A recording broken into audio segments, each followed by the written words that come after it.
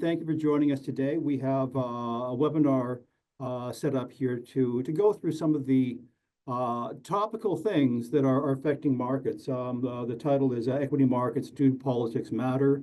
Obviously, with developments south of the border and everything we've seen with the Canadian dollar and announcements in recent days coming out of Washington, there's a lot going on. And we thought it was timely to have a webinar with Guardian Capital, who manages our Canadian equity portfolio for legal list investors, to get their perspective on what's going on and to give our clients a bit of a sense of their view of the developments. Today we have Ted Macklin and Sam Baldwin and Stephen Goth from Guardian Capital to do a short presentation. But because of the nature of what's been going on, we wanted to allow a lot of time for questions and answers. So it will be more interactive. With that, I'll hand it over to Ted and Sam to start their presentation. Thanks very kindly, Keith. I'll open up here and I'm going to pivot quickly to Sam. Just for the benefit of the audience on this call, an overview of the strategy, and this dates back to 2007. It has a very impressive track record, and for all the right reasons. This was designed and continues to serve as a lower risk portfolio where we have been able to deliver value-added returns with less risk typically defined as volatility in the marketplace, which serves the needs of municipalities very effectively. So we're targeting lower absolute risk. The philosophy that we have here at Guardian is by investing always in high quality companies. These companies have a history of providing above market returns with below market risk. High quality companies tend to remain high quality. The portfolio structure of this strategy, we deliberately reduce exposure to the resources area, which is comprised of both energy and materials. Historically, these have tended to be sectors of the marketplace that have lower returns on capital, on invested capital. Again, we go back to we focus on reduce exposure to the resources area that takes out the volatility without compromising on the returns. The structure of the portfolio officially is 35 to 50 holdings. We typically are under 40 names, probably in that 35 to 40 names. Currently, we're at 36 holdings in the portfolio. That provides sufficient diversification in a portfolio without having unnecessary diversification. And because this is part of a core strategy to add value to a Canadian exposure in a portfolio, typically looked at through the TSX, we will always be invested in eight of the 11 sectors. And again, this diversification has provided very good returns with moderate risk to the strategy and the client holdings. Now, with that, I'm going to pivot over to Sam to elaborate a little bit more on our focus on quality. Sam, over to you. Thank you, Ted. Ted mentioned that we invest in high quality stocks, which leads to outperformance over the long term with less than market risk. The slide really just shows the ingredients for that. So we want companies that can grow, that are profitable through the cycle, and that have a good risk profile to dampen the downside, and have good management and people running the company, and do so in a transparent way so that we can understand the drivers of performance for the company. Now, on the next page, we show how the portfolio is diversified differently than the broader market in Canada. So we are building this portfolio with Canadian stocks, but we're doing so in a way that's different from the index. It's specifically designed to reduce the volatility, and the biggest volatility comes from the biggest sectors in Canada, which are energy and materials, but also financials.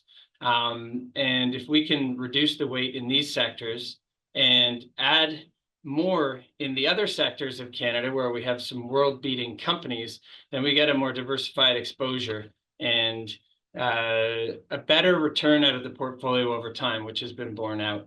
The following slide just shows that since the inception of this portfolio, our resources weight has been significantly below that of the overall market. And again, the flip side of this is that we're investing in a lot of other great companies.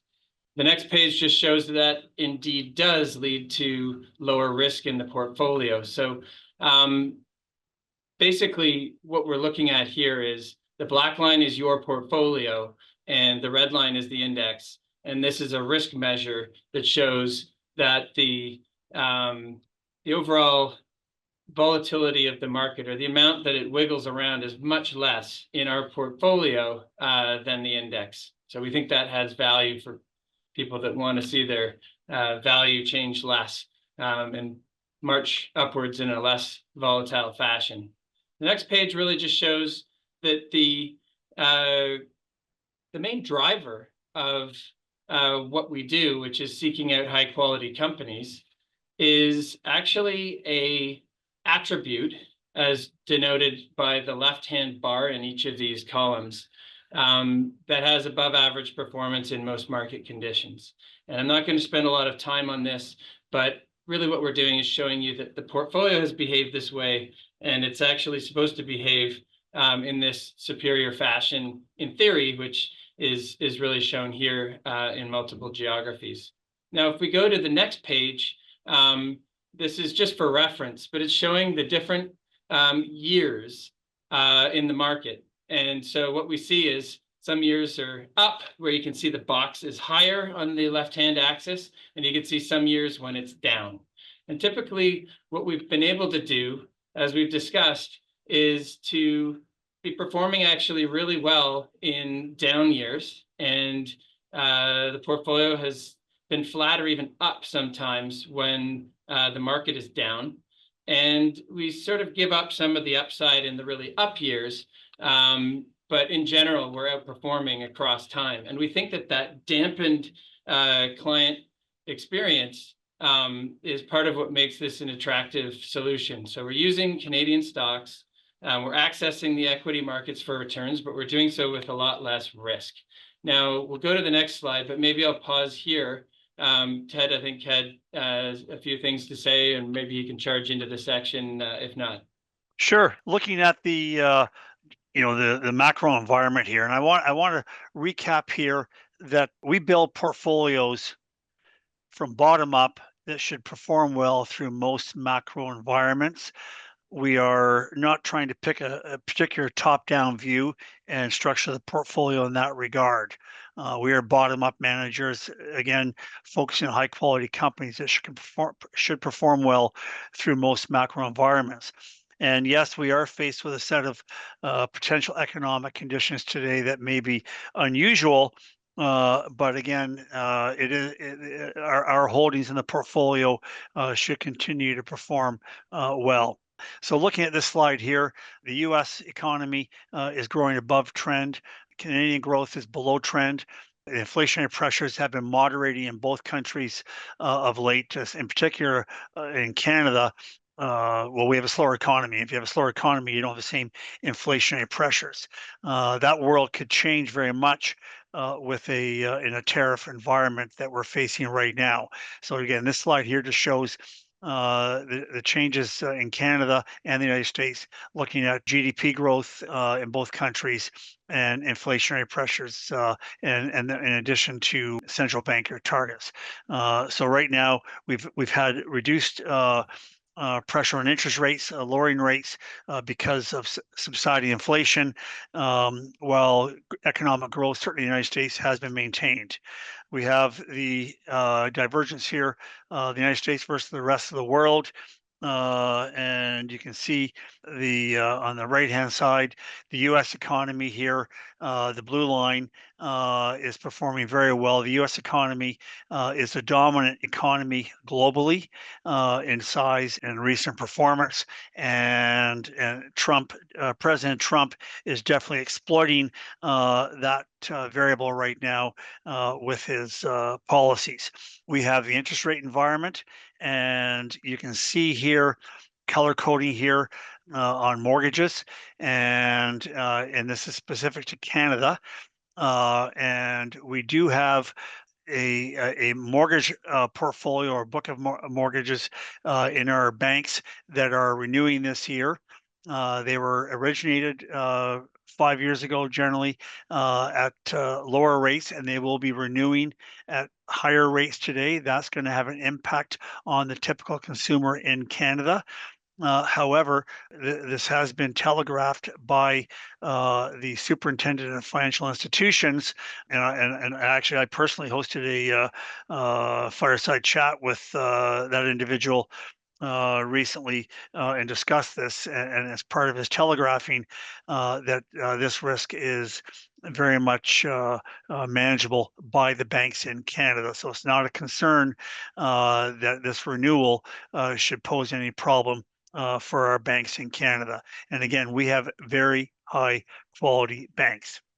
Looking further on interest rates on the next slide, the rates have fallen more in Canada, the United States, and this is again exemplified here on both these charts here with the Canada 2-year bond spread. That's a short-term interest rate measure.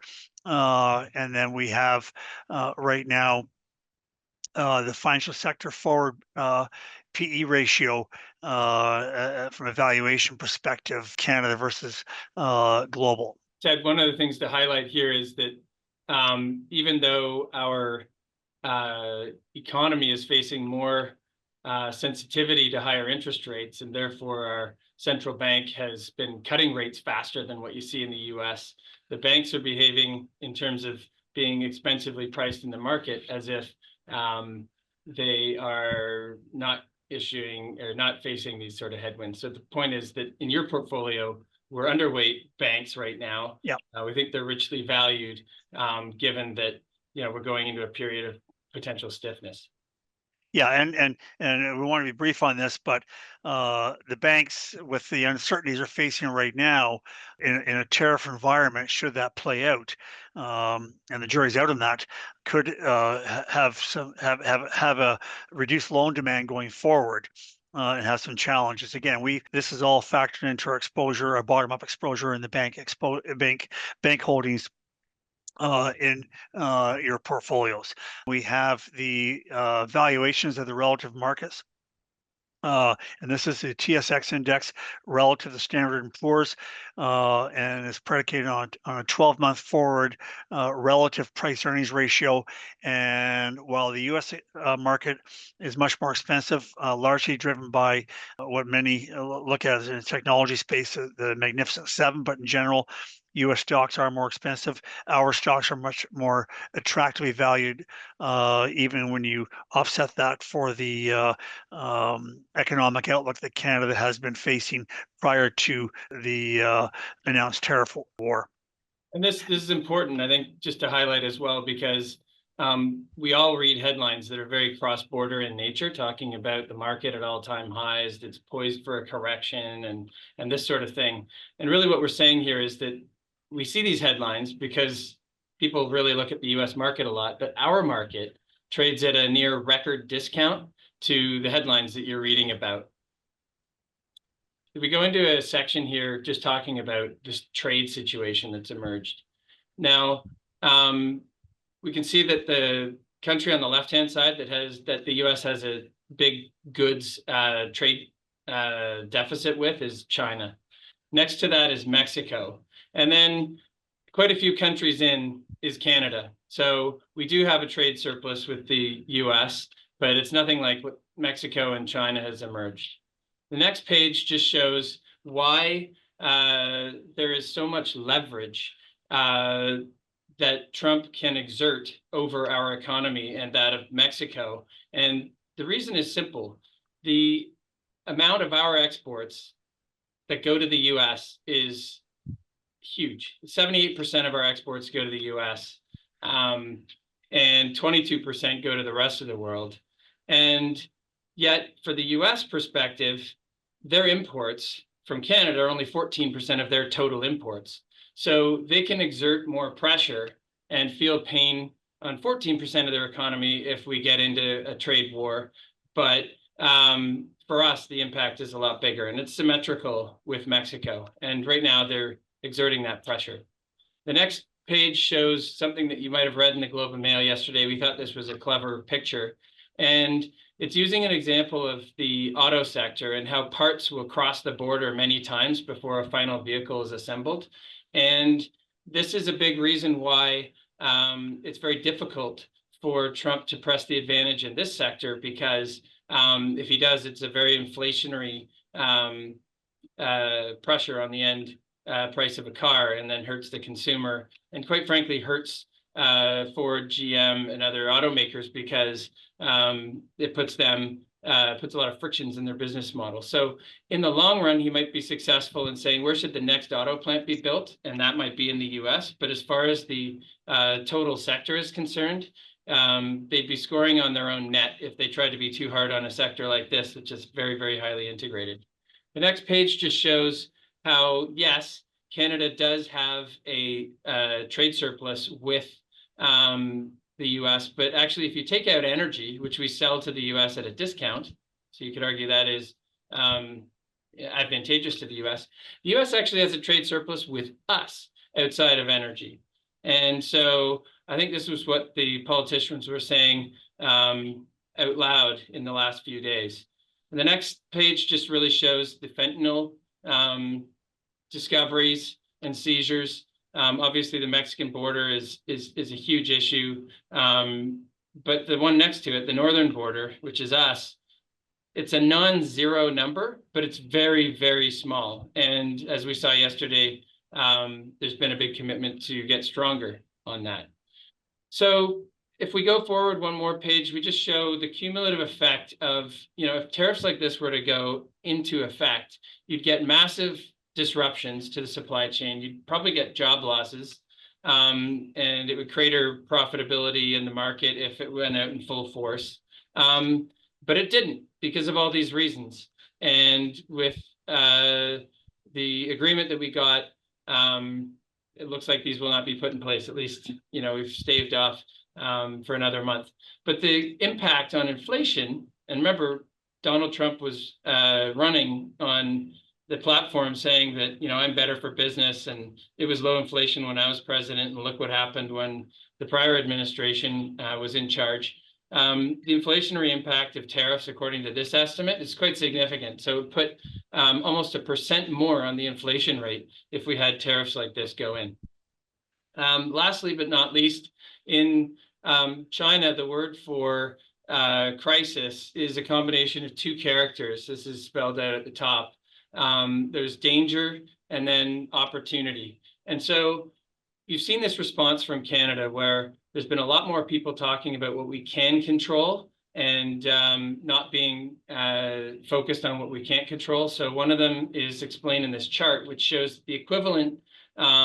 If you were to put our internal interprovincial trade barriers into sort of a tariff type of number, it would, like, we have a 21% tariff on ourselves with interprovincial trade. So if we can just handle that, then we could make trade a lot more fluid, and we could get a lot more GDP growth just ourselves, without asking for help from the US or mercy, so to speak.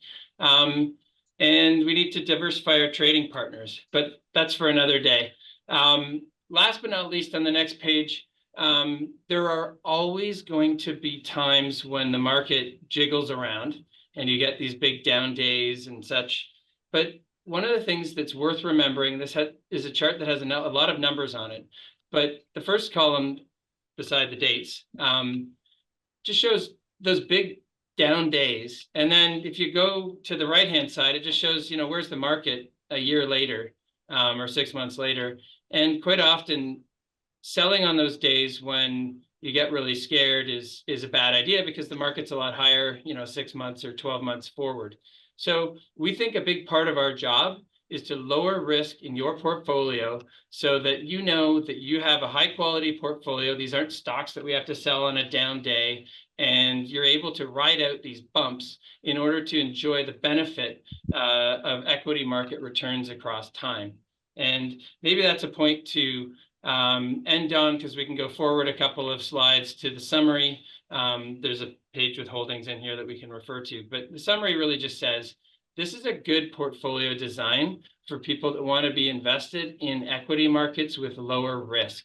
And as we know, equity markets are the best way to stay up with inflation and provide decent returns over time. Second point is, trying to get in and out of the market is a very tough thing to do and leads to the biggest source of regret. So we don't go high in cash, 10, 15%, because we think it's scary, and then spend the money when it's safe, because then you end up just systematically selling low and buying high, which is the opposite of what you want to do, which is to buy low and sell high, or buy low and hold. And then the third thing is that within the Canadian group of stocks that we select from, we have outstanding companies that we have the ability to buy for this portfolio, and Canada's challenges are navigable. And we can go in the Q&A and talk about things, but a lot of the company exposures that we've been adding recently, we've done that with tariffs in mind, and some of them have zero exposure to tariffs, and others have exposure to potential tariffs, but the stocks are priced as if the world is going to end, and if it doesn't end, then there's a lot of upside. So we think that having a good strategy, sticking to it, avoiding market timing, and just having faith that Canada has great companies and staying invested is a good strategy. So I'll push the button there to hand it back. Okay, thank you very much, Steve and Ted. That was great. I was listening to a webinar from one of our other partners, MFS, and there was just one quote that just jumped out, and I want to share it with you very quickly. There are decades where nothing happens, and there were weeks when decades happen. That's a quote by Vladimir Lenin, which obviously we don't quote too much in the financial markets, but I think he captured the moment in the market with all the dynamic changes. So we did have one question asking about the Canadian dollar, and obviously it's been bouncing around, especially in the last couple of days, but it's been very weak for a couple of months. Obviously, the sympathetic response to what all is going on. The question is, what do you do to incorporate movements in the Canadian dollar in your decision-making process for the portfolio? Keith, great question there. First of all, yes, our dollar has been under a lot of pressure. That's the economic outlook. It's also some of the structural issues going on in Canada. And I'm going to preface it here a little bit some of my comments before directly answering that question, that there's a silver lining here from this tariff situation, potentially, that Canada and our policymakers have opened their eyes to correcting some of the deficiencies in how we're managing our economy. This comes down to managing interprovincial trade barriers. It's also our long-term overdependency on the United States to export our products. So I think it's fair to say that policymakers, both provincially and federally, have opened their eyes to this, and I think we should see some favorable actions there going forward, regardless of who is in political office. Now, getting back to the question on the Canadian dollar, a lot of our companies in Canada are selling products that are priced in US dollars, so there are benefits in that regard. That certainly plays out to the resources. Whether you're talking oil, and Canada is an exporter of resources, and those commodities are priced in US dollars. And a lot of the companies actually that we're investing in report in US dollars, including the banks. So, and a lot of them have costs in Canadian currency. So, the portfolio itself has a natural hedge for the most part on the currency, and in the current situation, should tariffs be imposed as announced, and there's a lot of uncertainty in that, then there will be further downward. It should be expected there will be further downward pressure on the Canadian dollar relative to the U.S. dollar. But ultimately, that makes our exports more attractive with or without tariffs. Certainly, our exports will be more attractive to nations outside of the United States. And a stronger U.S. dollar will also curtail growth in the U.S. economy. So currency matters, but this portfolio generally has a natural hedge in place for the weaker Canadian dollar. But again, going back to my earlier remarks, longer term, as Canada gets its structural house in order, we should be able to, that should put a structural strength into our currency. We have a few more questions I'll get to in the Q&A box that I'll get to in just a moment. While we're on the theme of the Canadian dollar, maybe you can elaborate more on the commodity related stocks, gold, oil, potash, whatever it might be, are priced in US dollars. Costs obviously are in Canadian dollars. Can you elaborate a bit about, is there a theme in there that would make you reconsider positions in the commodity sector, or how do you approach the currency issues that specifically for commodity related companies? We're always aware of the impact that currency moves can have on the holdings in the portfolio, regardless of the geopolitical situation that's going on. And looking at the what's happening right now with in the commodities, if you look at oil, there will be near-term pressure on what is called Western Canadian Select pricing for oil. That's the oil that, or heavy oil that we are shipping down to the United States. They have the refineries on the U.S. Gulf Coast. So there could be pressure on the Western Canadian Select oil, especially with a 10% tariff on it. However, the global demand that we care about for oil is still quite strong, and there's generally upward pressure on pricing for oil in general, and it's U.S. dollar based with a stronger U.S. dollar, so that provides some protection to our producers, namely Canadian Natural Resources and Suncor. Suncor benefits as well because they have a very high level of integration through their own refinery operations. So that's not really a big concern for us in this environment for the oil holdings. If you look at the gold positioning that we have in the portfolio, gold is priced in US dollars, and we've had tremendous central bank buying in gold bullion around the world, to the point where in London in the UK there's actually been a shortage of bullion, because a lot of the bullion has been shipped over to North America, particularly the United States. And I think in this environment, given this a global situation that Trump has precipitated, I think it's fair to say that there could be a premium on demand going forward still for gold bullion. So we have strong bullion markets. We have and we've always had bullion exposure as a natural insurance policy for the portfolio for situations like this, and it's not a dominant part of the portfolio. And we also, in this environment, it should perform well, even though gold doesn't always go up when the U.S. dollar is strong. It should continue to perform well. And in that environment, if you look at our operations for Agnico Eagle, their costs are mostly in Canadian dollar, or in some cases Mexico operated, and where their operations are. So there's natural hedge there. So our exposure to the resources really is managed quite well in this environment.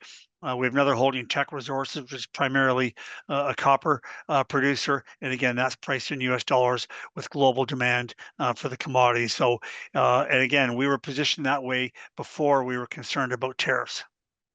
That's great. And I'll just remind everyone that the mandate is one of the basic constructs of the portfolio is to be light commodities. And that's more a decision to dampen volatility in the portfolio than really a call. I had another question here. Have you made any changes to the portfolio recently in light of the tariffs? There's been some hit, you've sort of touched that already, but could you elaborate on any recent changes to the portfolio in light of these developing tariff discussions? So one thing to say is that through the summer and into the fall, the election was on everybody's lips, and the possibility of a Donald Trump win was a factor that people were already factoring into their decision making, including us.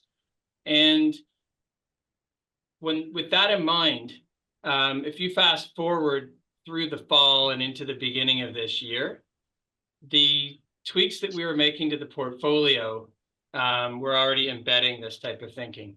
So that's one thing to say.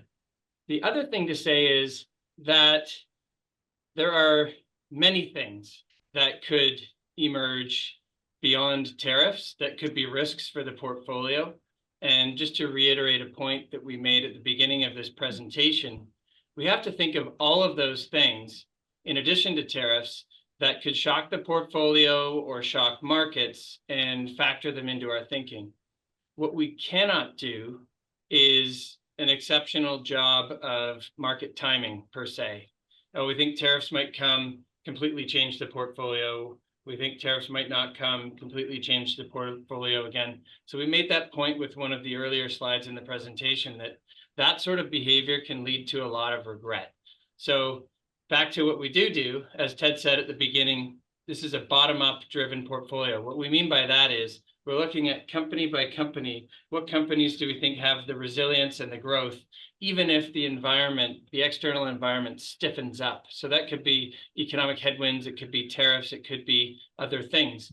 But, just to highlight a couple of the more recent changes that we would have made to the portfolio, we added a new name in the fall, or I guess it was probably too cold already by the time we did it to call it the fall, but we added Couche-Tard, which is a convenience store leader globally, back into the portfolio.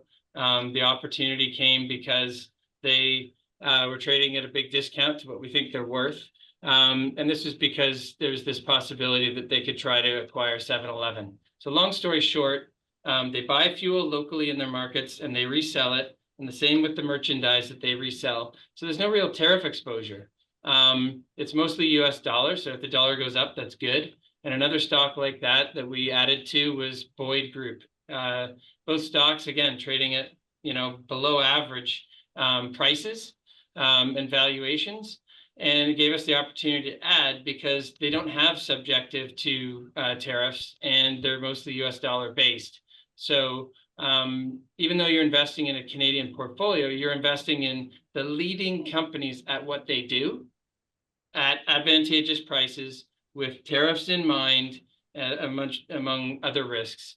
And so this is a solid portfolio structure. We don't flip it around, but we do factor in these types of things.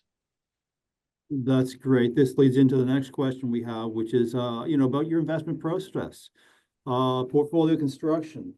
How is the decision-making done? How many people are involved? Who makes the decision? Or do they manage other portfolios?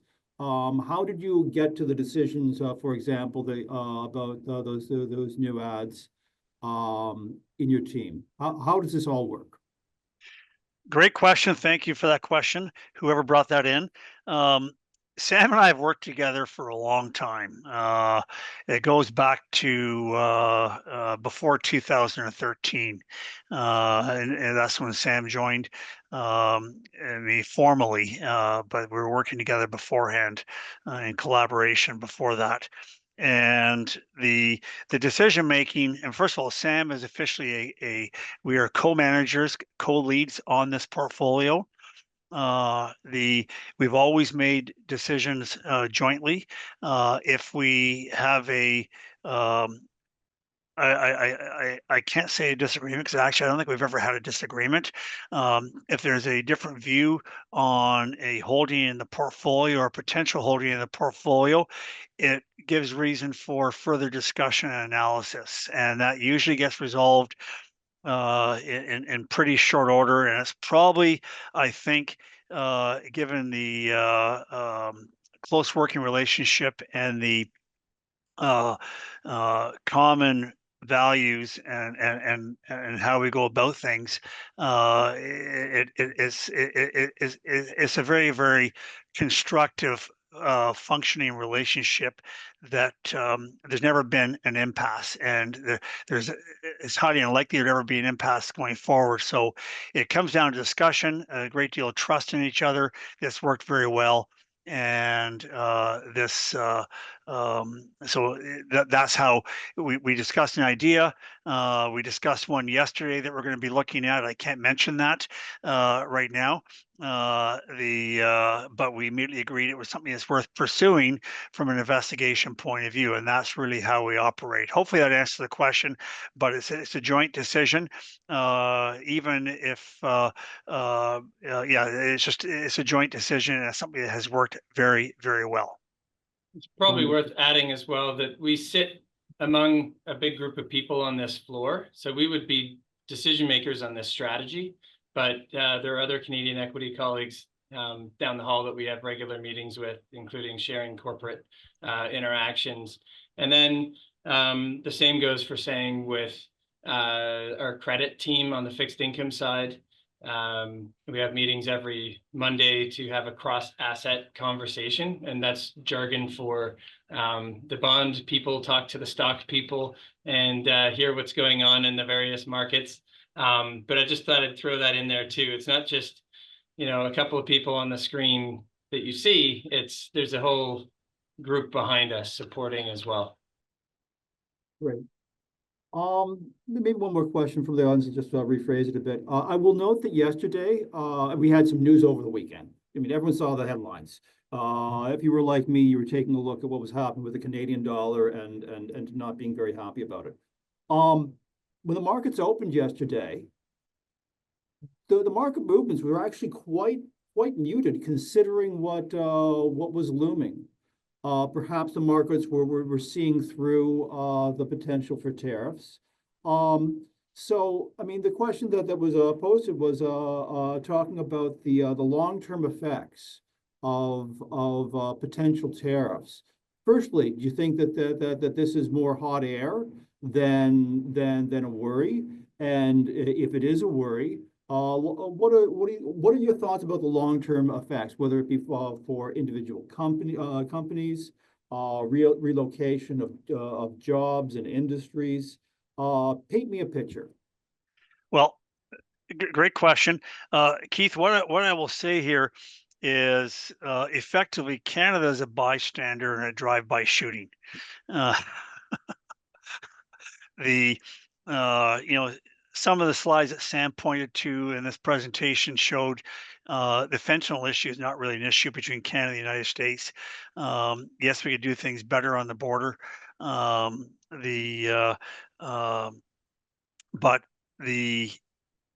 we're a bystander here. Even Mexico is not that much of a problem. This is the United States, President Trump, looking out for America And it's easy to go through the two border countries, both Canada and Mexico, through emergency measures because he's allowed to do so, and he gets a lot of headlines. I don't have the crystal ball as to what the end result will be on tariffs. The But what I do believe is we're not the problem for Canada. We've never made the list of top 5 problems for the United States to deal with when it comes to global trade. Um, Yes, there could be implications for Canada. President Trump will be consistent in how he applies things. He's got his sights on China, and certainly it's fair to say that he will be focusing on the European Union as well. But going forward, uh, should tariffs prevail on Canada, I think there's a good chance as time goes on that this will be mitigated. If not, I mean, United States is a protectionist country. If there are dramatic changes on a sustained basis, then the fact that Canada has had a wake-up call to address its own structural issues within our economy here, and again, going back to interprovincial trade barriers as an example, and a dependency on the United States, longer term, I think Canada will fare well. And again, we are fortunate, even though it's not a dominant part of this portfolio or any of our portfolios, that we are a resource-driven economy. That is positive for Canada. One of the resources I didn't mention in my remarks earlier on was uranium.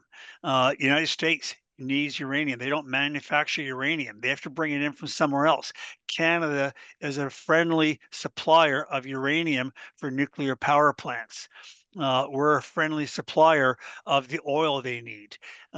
So I think longer term, these things will be mitigated, but there's a lot of uncertainty right now, and I am confident that longer term, Canada will prevail.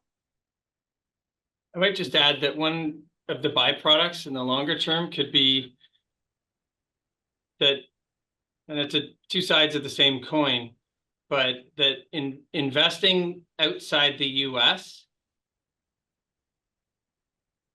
possibly one of Trump's objectives is to make that look riskier. And then by default, investment dollars, and I'm talking about building factories and the like, if it's riskier to build in China because maybe you can't re-export to the US, or it's riskier to build in Canada or somewhere else, then maybe the incremental dollar goes into the US and that helps achieve the long-term objectives. But if you do it the way he was threatening on the weekend, saying that immediately that structure would be punished, is actually bad for the US. And you saw the US market behave badly. As you said, Keith, it was muted somewhat because it would be so contra to the US interest to do it that way. It's probably going to end up being some sort of combination of threats, maybe a low degree of tariffs, but then the incremental dollar for building new factories might go into the US versus what it would have done before. And that, I guess, raises a question for Canada, which is, does that cause non-US countries to rush into each other's arms and cooperate and diversify in a more rational way and not sort of, I guess, wake up from this lull of being very exposed to the US, which has been very benign and beneficial, to being a bit smarter about thinking, you know, how can we be managing the risk of that? Good answers. Yeah, we have another question for the audience. I was just queued up to ask this myself because, Trump has targeted Canadian banks. I mean, he seems to imply that Canadian banks can't get any traction in Canada. We keep them out. How terribly unfair. What are your perspectives on those thoughts and your feedback? The other thing that goes on with this thing, banking services aren't exactly export things, and putting a tariff on it is very difficult. With that backdrop, what are your thoughts about the banking sector and these claims from Trump? All right.